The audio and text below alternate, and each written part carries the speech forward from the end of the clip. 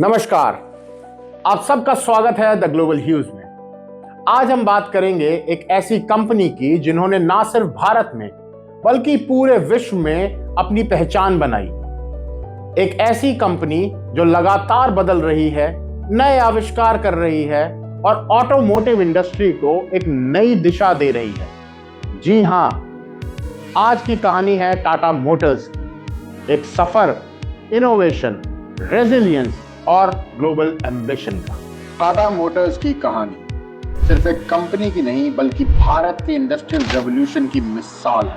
1945 में टाटा ग्रुप ने एक नए सपने की बुनियाद रखी, जो था ऐसा ऑटोमोबाइल ब्रांड का निर्माण करना जो भारत के अपने लोगों के लिए हो। उस समय कंपनी का नाम Tata engineering and locomotive company यानी कि टेल्को था और इसका मेन मोटिव लोकोमोटिव और इंजीनियरिंग प्रोडक्ट्स बनाने का था। लेकिन ये सिर्फ शुरुआत थी। धीरे धीरे भारत में ट्रांसपोर्टेशन की मांग बढ़ी और टाटा ग्रुप ने मौके को समझा। इस विजन के साथ टाटा मोटर्स ने कमर्शियल व्हीकल्स बनाने की शुरुआत 1954 में उन्होंने जर्मनी की डेमलर बेंज के साथ एक पार्टनरशिप की और अपना पहला कमर्शियल ट्रक लॉन्च किया। इस कदम ने टाटा मोटर्स को भारत के ऑटोमोटिव सेक्टर में एक स्ट्रॉन्ग बेस दिया। 1960 और 70 के दशक में भारत का ऑटोमोबाइल मार्केट डेवलपमेंट के इनिशियल स्टेजेस में था।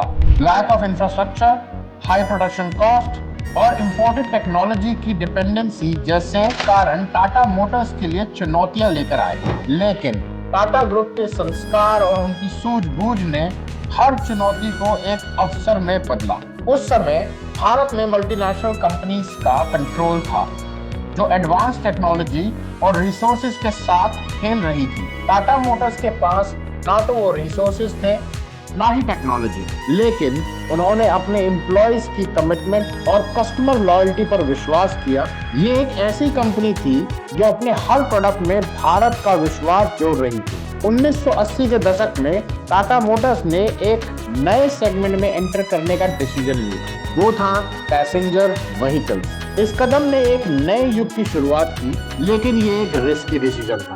भारत में मारुति सुजुकी का इम्पैक्ट था और एक नए एंट्रेंट को अपने लिए जगह बनाना मुश्किल था।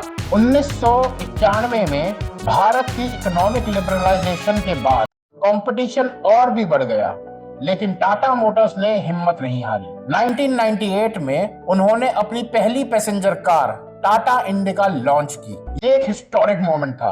इंडिका को इस तरह डिजाइन किया गया था कि ये भारत के कस्टमर्स के जरूरत और बजट के अकॉर्डिंग हो। इंडिका ने जल्द ही कस्टमर लॉयल्टी जीती और टाटा मोटर्स को पैसेंजर कार मार्केट में स्ट्रॉन्ग बेस दिया। रतन टाटा की लीडरशिप के बिना टाटा मोटर्स की ये कहानी अधूरी है। उन्होंने न सिर्फ कंपनी के विजन को रीडिफाइन किया बल्कि टाटा मोटर्स को एक ग्लोबल ब्रांड बनाया। 2000 के दशक में रतन टाटा का एक बड़ा सपना था टाटा मोटर्स को दुनिया के ऑटोमोटिव मैप पर लाना। जब 2008 में ग्लोबल इकोनॉमिक रिसेशन के कारण फोर्ड मोटर कंपनी ने जैगुआर और लैंड रोवर यानी कि JLR बेचने का निर्णय लिया, तब रतन टाटा ने इस अवसर को पकड़ा। टाटा मोटर्स ने 2.3 बिलियन में JLR को एक्वायर किया। उस समय के लोगों ने इस डील पर सवाल उठाए, लेकिन रतन टाटा जी ने अपने विजन और लीडरशिप से साबित कर दिया कि उनका डिसीजन सही था। JLR का एक्विजिशन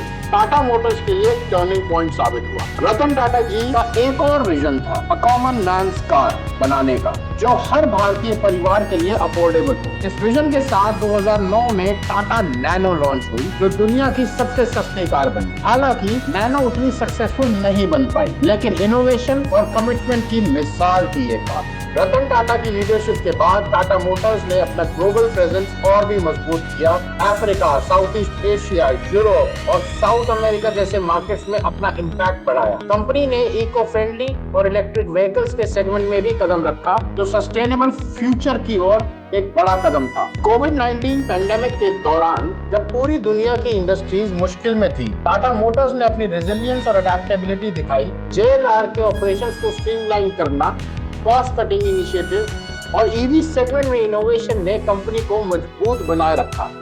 आज टाटा मोटर्स भारत की सबसे बड़ी ऑटोमोबाइल कंपनीज में से एक है, जो पैसेंजर व्हीकल्स, कमर्शियल व्हीकल्स और इलेक्ट्रिक व्हीकल्स के सेगमेंट में अपना कंट्रोल बनाए हुए है। टाटा मोटर्स के प्रोडक्ट्स भी भारत में ही नहीं बल्कि दुनिया के अनेक देशों में पसंद किए जा रहे हैं। कंपनी का फोकस अब सस्टेनेबल और ग्रीन मोबिलिटी पर है।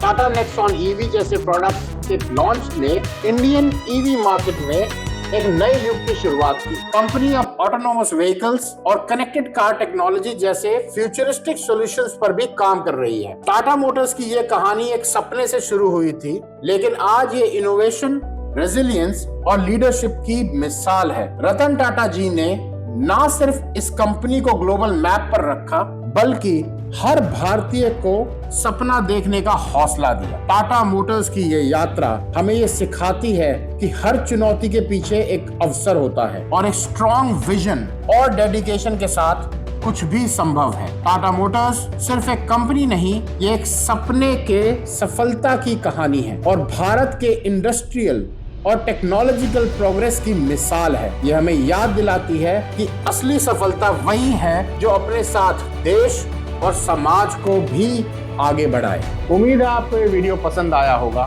अगर आपका कोई सवाल या सुझाव है तो कमेंट सेक्शन में जरूर बताएं। द ग्लोबल ह्यूज से जुड़ने के लिए धन्यवाद। फिर मिलते हैं एक और दिलचस्प कहानी के साथ। नमस्कार।